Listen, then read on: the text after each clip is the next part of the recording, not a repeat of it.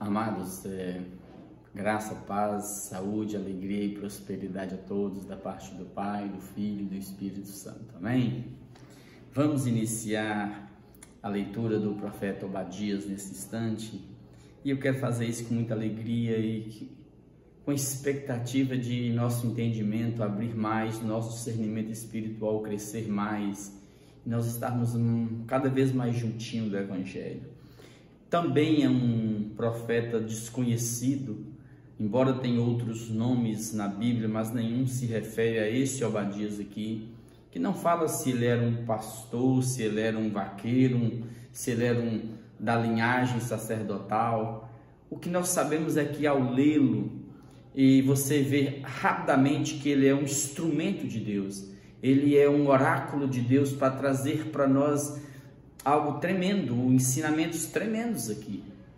E eu quero fazer isso de forma rápida, mas de forma poderosa e profunda para as nossas almas, para curar as feridas que nós temos em nossas almas, a partir da leitura desse profeta. Também não tem data específica, mas com certeza é uma data bem remota, bem muito antes do cativeiro da Babilônia. Tá bom? É assim que alguns historiadores dizem, mas não tem precisão de data nenhuma. Por isso eu li Joel e também li Obadias primeiro, porque os outros profetas já têm uma cronologia, já é melhor situado. Tem um período que eles pregam. Fala de um rei que você pode se situar. Aqui não, quer ver? Ó? Visão de Obadias, simplesmente visão de Obadias. Deus o levantou e fez vê-lo, seja em sonho, em visão. Isso que vai ser narrado aqui. Então ele já fala visão de Obadias. Assim diz o Senhor Deus a respeito de Edom. E aqui eu quero falar um pouquinho mais, porque Edom aqui é Esaú, que era irmão gêmeo de Jacó, Israel, príncipe de Deus. Aí diz assim, ó: temos ouvido as novas do Senhor, e às nações foi enviado um mensageiro que disse: levantai-vos e levantemo-nos contra Edom para a guerra. Eis que te fiz pequeno entre as nações, tu és muito desprezado, a soberba do teu coração te enganou, ó tu que habitas nas fendas das rochas, na tua alta morada, e dizes no teu coração: quem me deitará por terra? Se te remontares como águia e puseres o teu ninho entre as estrelas, de lá te derrubarei, diz o Senhor. A profecia é contra Edom. Não é só Obadias que profetiza contra Edom. Você vai ver isso em Isaías, em Jeremias, em Ezequiel, em Amós. Você vai ver isso em Malaquias. Essa nação, os edomitas, Edom, ela já foi extinta. As profecias se cumpriram literalmente. Então presta atenção. Esse povo aqui vai ser julgado pelo que eles fizeram com Israel. E eu vou deixar isso aqui para vocês, lá do verso 14 em diante. Mas quem é Edom aqui? Está mais no sul. Se você pegar o estado de Israel todo, pegar Judá cá embaixo, você vai ter aqui os amalequitas, já bem perto, já colado com os filisteus, que estava na beira-mar, Mediterrâneo, o Mar Grande, o Mediterrâneo. Você vai ter aqui, ó, os edomitas, que são os chamados idumeus, veio da Idumeia, vou falar sobre isso também. E você vai ter Moabe, vai ter Edom, e aqui cresce Israel. Para lá em cima você vai ter a Fenícia, Tiro e Sidom, vai ter a Síria, assim por diante. Então observe, essa nação, ela era uma nação soberba e arrogante. E a soberba em função do lugar onde ela estava. Não era um lugar muito fértil, estava numa cadeia de montanhas. Montanhas que alargavam aí de 24 a 32 quilômetros, chegando a 615 de altura. Entre essas cadeias de montanhas tinha uma que se destacava. É ali que estava a cidade, a terra de Edom. Principalmente a capital dela estava ali nessa cadeia, nessa montanha mais alta, chamada Sela, em hebraico, ou seja, essa pedra mesmo aí, que hoje já é chamada de Petra. Isso era, e o orgulho deles, eles achavam inatingíveis, ninguém os derrubaria dali. Essa era a grande soberba deles. Então, Olha o que vai acontecer com essa nação que se cresceu, ou seja, o orgulho cresceu dentro deles, a presunção dentro deles, carregada de sentimentos chamados, que eu chamo na psicologia de complexo de inferioridade, e um sentimento de ódio e de vingança que foi perpassando gerações e chegou a esse estágio. Quer ver? Esse estágio, quer ver? Olha o verso 5. Se viessem a ti ladrões ou roubadores de noite, como estás destruído? Não furtariam só os que lhe bastasse? E se a ti viessem os vindimadores, não deixariam pelo menos alguns cachos? Ou seja, o profeta está usando o que eles faziam, eles eram ladrões, os idumeus, era uma terra não muito fértil, estéril, dava-se a agricultura, deserta ali perto, mas eles eram ladrões, as caravanas que passavam por eles à noite, eles saqueavam, e eles não deixavam nada, e o normal era que até um saqueador, quando chegasse na cidade, deixava na vinha deles, pelo menos alguns cachos, ia saqueá-los todos, usando a mesma coisa que fizeram contra eles, que eles fizeram contra os outros. Verso 6, como foram rebuscados os bens de Esaú. Esaú aqui é o pai de Edom, de onde descendem os edomitas. Como foram esquadrinhados os seus tesouros escondidos, pois todos os teus aliados te levaram para fora dos teus limites. Os que gozam da tua paz te enganaram, prevaleceram contra ti. Os que comem o teu pão puseram armadilhas para os teus pés. Não há em Edom entendimento, perderam a sobriedade, a lucidez. Não acontecerá naquele dia, diz o Senhor, que farei perecer os sábios de Edom e o entendimento do monte de Esaú. Os teus valentes, ó Temã. Temã aqui era a principal colônia deles, né? Perto de Sela, para que do monte Esaú seja cada um exterminado pela matança, por causa da violência. O verso 10 eu vou ler em diante, eu leio daqui a pouco com vocês. Aguarde aqui, ó, presta atenção aqui. Essa cidade então perdeu a sobriedade. Quem se levantará contra eles são os próprios amigos que eles chegaram e fizeram alianças várias vezes para destruir Israel. E por que eles fizeram isso? Porque você percebe que Jacó e Esaú são irmãos gêmeos. O direito de primogenitura era de Esaú. Mas Esaú, em um momento da história dele de fome, em um momento de crise, em função de um prato de lentilhas, ele é enganado por Jacó, trapaceiro. E ele vende o seu direito de primogenitura. É dali, a partir do Gênesis 25 até o Gênesis 36, você vai ver essa história bem contada, bem narrada. E ali começa uma inimizade entre os dois, de forma que Jacó tem que fugir daquela região. E vai lá para as terras de Labão, e ali fica Esaú ali. Ali acontece que quando Jacó resolve voltar com sua família, com tudo, ele vem sendo tratado porque ele tem que pedir perdão para Esaú. E você percebe que mesmo pedindo perdão a Esaú, Esaú dá o perdão, naqueles dias eles se alegram, mas você percebe que esse perdão dado por Esaú a Jacó, em função de Jacó ter tirado dele o direito de primogenitura, não foi algo que veio do coração. É porque Jacó foi inteligente, ele foi colocando camadas na frente dele de presentes, de camelos, de bois, de ovelhas, de jumentos, e Esaú recebendo tudo aquilo, até chegar em Jacó. E Jacó fala, isso tudo é para você, e eu te peço perdão. Ele perdoa em função do momento, em função do que ele viu.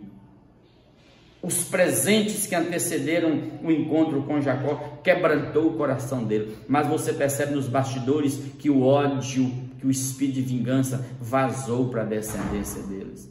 De forma que dali, mesmo quando Israel saiu do Egito, bem depois, e quis atravessar o estado deles, eles não deixaram. Israel teve que dar a volta. E por duas vezes, várias vezes, não duas, não várias, mas duas específicas. Uma no momento dos filisteus, dos inimigos ali perto, saquear Israel, eles aproveitavam o momento de dor do irmão dele, do povo mais chegado deles, e ajudava a arrancar tudo, armava emboscadas e roubava tudo.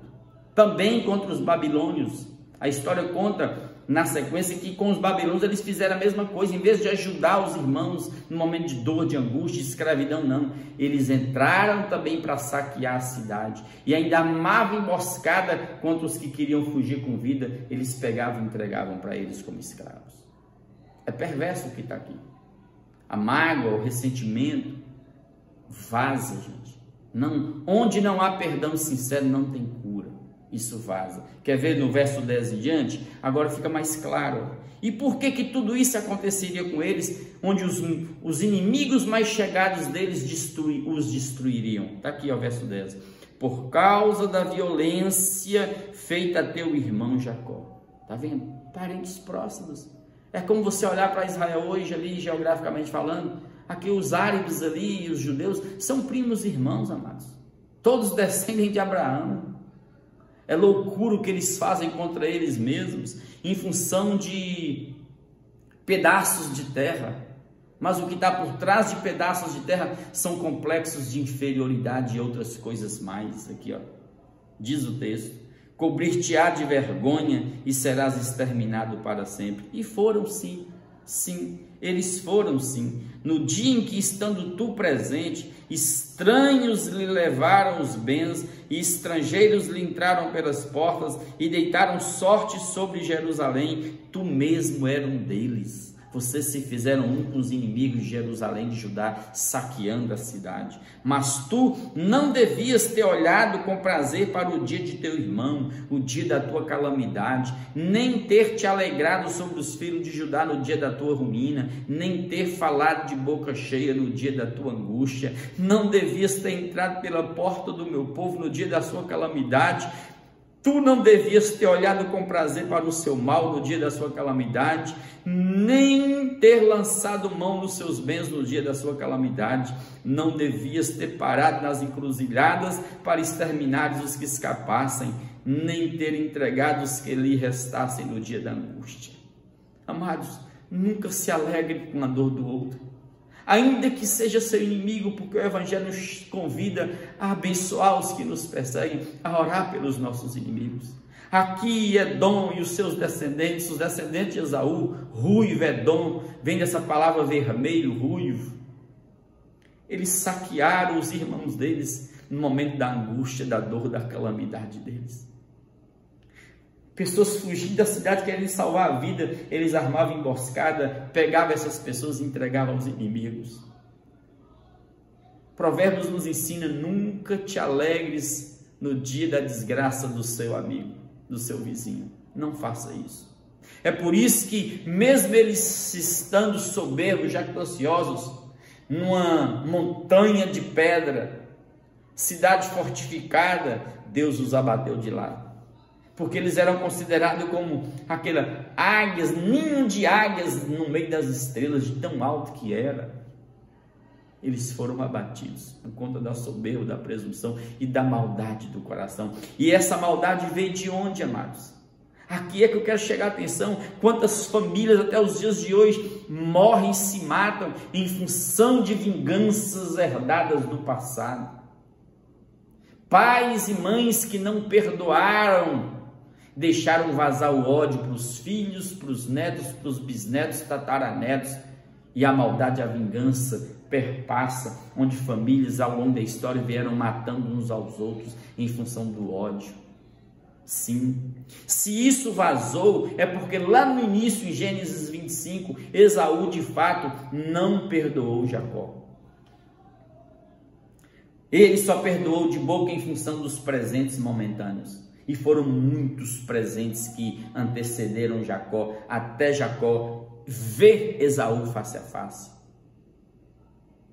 Isso quebrantou o espírito de Esaú momentaneamente, mas isso vaza dele para a descendência dele. Ele continuou falando mal de Jacó e tentando destruir Jacó. Está aqui, amados. Por favor, cubra sua casa cubra seus filhos, cubra sua família com perdão. Não alinhe ódios, mágoas no coração. E não se comparem com ninguém. Não queira aquilo que é do outro. Não queira Esaú tirar de Jacó o direito de primogenitura em função de Deus ter escolhido Jacó como eleito para levar Deus aos povos. Porque Deus também disse que faria deles uma grande nação. Os ismaelitas também são uma grande nação. Então ninguém culpe a Deus por nada e não se compare com ninguém, apenas seja você diante de Deus único. Se você comparar, você perde. Não se meça por nada. Mas nesse instante, o que tem de ódio, de vingança, de morte dentro de você, de podridão, jogue para fora agora e peça perdão em Cristo Jesus. O sangue dele te perdoa, te cobre, te guarda, te purifica. Não deixe ódios, ressentimentos, amarguras, como está escrito aos Hebreus, criar raízes na sua família, no seu coração, ganhar sua soma, sua carne e vazar para aqueles que estão próximos de você. Não, não faça isso. Abençoe, abençoe, ainda que seja seu inimigo. É assim que nós protegemos nossas casas, protegemos nosso coração. Amados, essa é a história. Agora eu só vou terminar de ler com vocês. Verso 15, vai falar da restauração de Jacó. Aquilo que Deus vai fazer comigo e com você daqui para frente na terra. Aqui, ó. Porque o dia do Senhor, ele volta de novo evocando Joel, os outros, o dia do Senhor. Porque o dia do Senhor está prestes a vir sobre todas as nações. Falamos disso no capítulo 3 de Joel. Vai vir. As nações serão julgadas pela maldade que ela comete com as outras. As nações mais poderosas veem nações inferiores morrendo e ninguém ajuda. Muito pelo contrário, se entrar um vizinho meu aqui, eu mato. Todos serão julgados pela maldade. Como tu fizeste, assim se fará contigo. Ou seja, teu pecado vai te achar. É como um bumerangue, vai cair sobre sua cabeça, sobre sua casa e vai destruir. Vai cair sobre sua nação, vai derrubar o seu trono. O teu malfeito tornará sobre tua cabeça. Porque como bebestes no meu santo monte, assim beberão de contínuo todas as nações. Beberão, sorverão e serão como se nunca tivessem sido. Vai passar. Mas no monte Sião, em Jerusalém, no céu, haverá livramento. O monte será santo. Os da casa de Jacó possuirão suas heranças. Vai herdar tudo que vocês têm. A casa de Jacó será fogo, e a casa de José, que era um dos filhos de Jacó, chama, e a casa de Esaú restolho. Ou seja, o fogo e a chama vão consumir os descendentes de Esaú, que são os edomitas. Aqueles incendiarão a este e o consumirão, e ninguém mais restará da casa de Esaú, porque o Senhor o disse, o falou, e aconteceu de fato isso. Não existe mais os edomitas. Os de Neguebe, do monte, possuirão o monte de Esaú, vai possuir, e os da planície, lá, os filisteus ali perto, né, vão ser também tudo de Israel. Ali faixa de Gaza, Ecrom, Ascalon, Asdod, né? Aquelas cidades todas. Possuirão também os campos de Efraim, está mais no centro ali, um pouquinho acima, né? E os campos de Samaria, também mais no norte. E Benjamim possuirá Gileade, ou seja, vai atravessar o Jordão, vai crescer, vai até Gileade. Os cativos dos exércitos dos filhos de Israel possuirão os cananeus até Sarepta, está lá nas regiões de Tiro e Sidom, lá em cima na Fenícia. E os cativos de Jerusalém que estão em Sefarade, também para lá, possuirão as cidades do sul, virão para cá e possuirão tudo. Ou seja, Israel vai crescer, vai alargar. Porque em Deus nós alargamos, a nossa herança é grande. Os céus, os mansos é que herdam a terra. Sim, amados, o céu é para esses que esperam no Senhor e que descansam no Senhor. Salvadores, e os próprios judeus se aplicam isso ao Messias e aos seus seguidores, aos seus salvos, hão de subir ao monte Sião, onde está Jerusalém, onde está o templo, para julgarem o monte de Esaú, e o reino será do Senhor, como sempre o foi, porque Deus é o dono de tudo. Vamos pedir perdão a Deus? Visite seu coração, não faça como Edom, como Esaú, seus descendentes. Não se torne a não existência. Não deixa o ódio, a vingança entrar nos buracos mais profundos da sua alma, criar raízes e vazar para aqueles que estão próximos de você. Estanca isso agora e peça perdão a Jesus. Não espera sentir nada para você perdoar, não. Perdoe como decisão, porque você sabe que isso é o bem. Faça isso de verdade. Deixe Deus curar a sua família, a sua alma. Talvez tenha uma veia dessa aí, vazando de pai para filho, geração em geração, e que se torna algo maligno espiritualmente falando, apoderada pelos demônios, tem destruído sua casa. Quebra isso agora em nome de Jesus.